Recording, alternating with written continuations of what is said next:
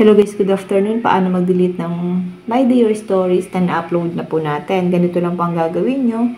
Halimbawa guys, nagkamali kayo sa pag-upload ng mga My Day or Stories sa inyong mga Facebook. Ganito lang po ang gagawin natin. Click nyo po yung Facebook nyo at nag-login.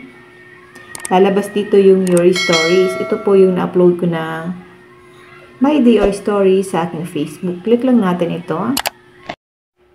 Click 3 dots.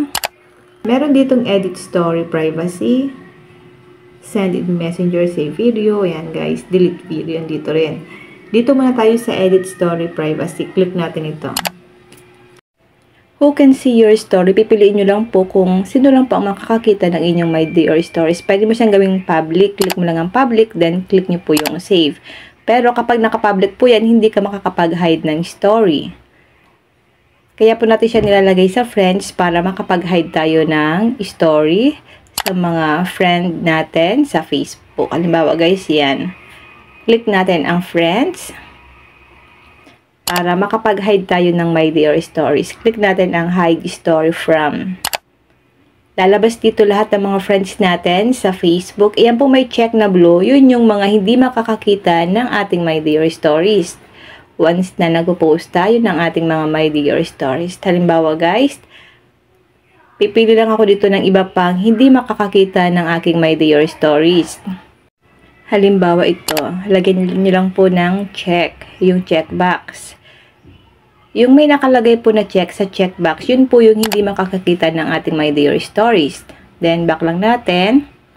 Back na po natin. Ayan guys, may nakalagay na dyan ng hide story from. Then, click ulit natin ang 3 dots. Kung i-delete nyo po yung inyong My Day or Stories, click nyo po yung delete video. Para ma-delete po ang inyong My Day or Stories sa inyong mga Facebook account. Halimbawa ito, click natin ang delete video.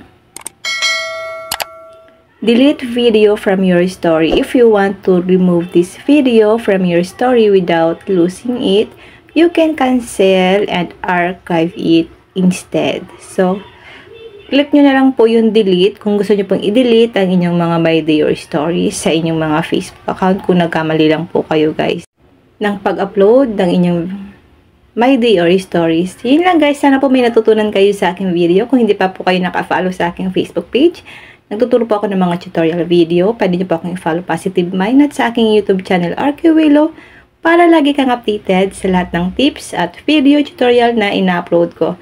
Mag-comment lang po kayo sa comment section kung may mga tanong kayo. And now, thank you for watching. God bless you all.